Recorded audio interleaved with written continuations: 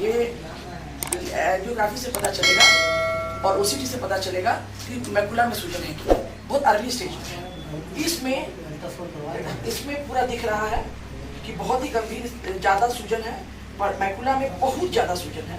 ये इनडायरेक्ट से भी दिख रहा है कि मैकुला में बहुत ज़्यादा सूजन है। इस आँख में इसको 6 से 8 इंजेक्शन पड़ेगा ही पड़ेगा पहले साल में, दूसरे साल में कुछ कम पड़ेगा। और जो डायबिटिक कंट्रोल है वो तो करना ही पड़ेगा। उसके अलावा आँखों में सुई भी लेनी पड़ेगी। अगर आँखों में लेज़र होगी कि नहीं इसके लिए एंजियोग्राफी से पता चलेगा। ठीक है। ऑल इंडिया ऑप्थेल्मोलॉजिकल सोसाइटी की अखिल भारतीय पहल पर 14 नवंबर से 20 नवंबर तक डायबिटिक रेटिनोपैथी स्क्रीनिंग अभियान पूरे देश में चलाया जा रहा है और इस साल इसकी थीम है check early and see clearly. Jharkhand ophthalmological society के तत्वाधान में पूरे झारखंड के दूर दराज के इलाकों में यह अभियान चलाया जा रहा है। रांची में research society for the study of diabetes in India और झारखंड नेत्र सोसाइटी के संयुक्त तत्वाधान में आज यह अभियान चलाया जा रहा है।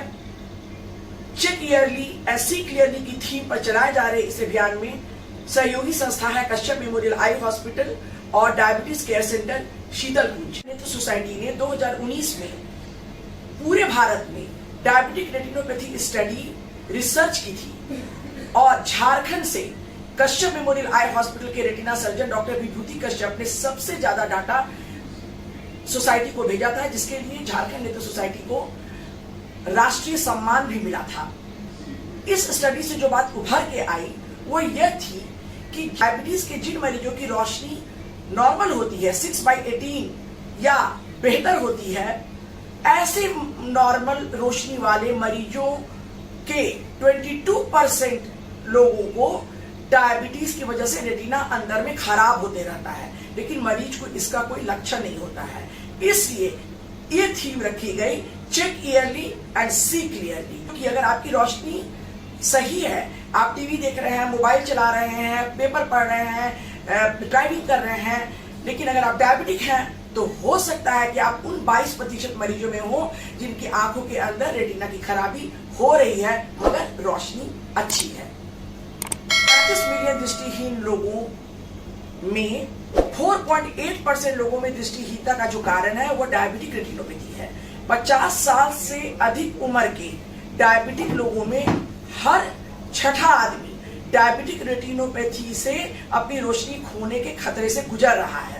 डायबिटीज के शुरुआती 10 से 15 साल हुए हैं और इस मरीज की आंखों के पर्दे पर डायबिटीज का असर आ रहा है, लेकिन मैकुला ठीक है, सूजन नहीं है, तो उसको कोई लक्षण नहीं है। वो आराम से गाड़ी चला रहा है, पढ़ाई लिखाई कर रहा है और उसको पता ही नहीं है कि आंखों के अंदर डैमेज हो रहा है ना। आपको तो कुछ पता नहीं चलता है, अभी अच्छा लगता है सब, आपको तो कुछ खराबी नहीं पता चलती है।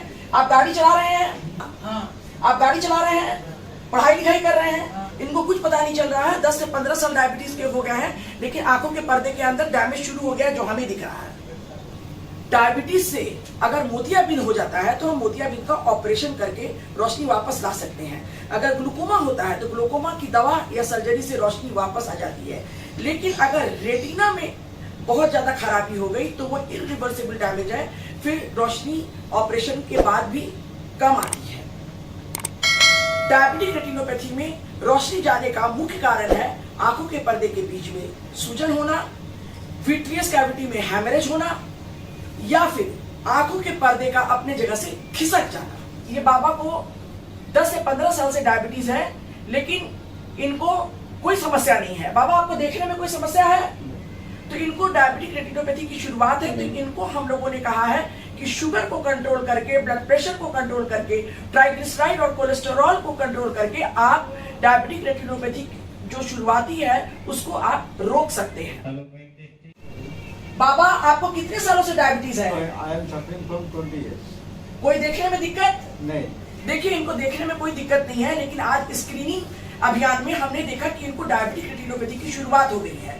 तो हमने इनको कहा है कि ब्लड प्रेशर, डायबिटीज और कोलेस्टेरॉल और ट्राइग्लिसराइड को इनको कंट्रोल करना है, ताकि जो डायबिटिक रेटिनोपैथी शुरुआती दौर पे है वो वहीं पर लिमिट रहे, बढ़े नहीं। डायबिटिक रेटिनोपैथी में रोशनी कम होने का एक कारण है आंखों के पर्दे के बीच के भाग मैक्यूला में सूजन का होना। इस तरह की सूजन, तो उसके लिए हम आंखों के अंदर विट्रियस में एंटी-VEGF इंजेक्शन देते हैं जो साल में 6 से 8 बार पड़ता है। धीरे धीरे इंजेक्शन लेने की का नंबर कम होते जाता है, इससे सूजन कम होती है।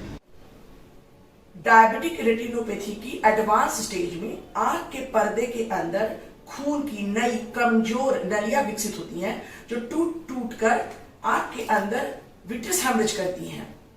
तो जब ये खून की नई नलियां उगती हैं तो वैसी स्थिति में हम आंखों के पर्दे में 3-4 सिटिंग लेजर करते हैं और साथ में एंटी-VEGF इंजेक्शन भी आंखों के विट्रियस के अंदर देते हैं। तो ये नलियां सिकुड़ जाती हैं और मरीज की रोशनी बच जाती है। आप देख सकते हैं कि डायबिटीज के एडवांस स्टेज में आंख का पर्दा अपने जगह से फट गया है और ट्रैक्शनल आदि हो गया है। तो ऐसी स्थिति में आंख के पर्दे को अपने जगह पे फिर से सेट करने के लिए हम लोगों को यहाँ से विट्रेक्टमी करना होगा, विट्रियस निकालना होगा, रेटिना में लेजर करना होगा और आंख के अंदर हम लोगों को सिलिकॉन ऑयल देना होगा ताकि यह पर्दा सटने के बाद अपने जगह पे रहे और फिर से वहां पर खून ना आए। Check early and see clearly theme के पीछे उद्देश्य यह है कि मरीज इस अवस्था में हमारे पास नहीं आए, क्योंकि अगर इस अवस्था में मरीज आता है तो ऑपरेशन के बाद आंखों की रोशनी बढ़ने की उम्मीद थोड़ी कम होती है। जब शुरुआती दौर में ट्रीटमेंट होता है तो रोशनी बढ़ने की उम्मीद ज्यादा होती है। So check early and see clearly. मात्र शुगर कंट्रोल करके, ब्लड प्रेशर कंट्रोल करके, अपना कोलेस्ट्रॉल कंट्रोल करके और नियमित जांच करा करके, तो इससे क्या है, आप अपनी जिंदगी भर डायबिटीज से जाने वाली रोशनी को बचा सकते हैं। ये सारा कार्यक्रम इसी के लिए किया जा रहा है कि हम लोग बचाएं रेटिनोपैथी। ये नहीं कि हम रेटिनोपैथी से रोशनी गंवाने की चेष्टा करें, हम लोग इससे बचें।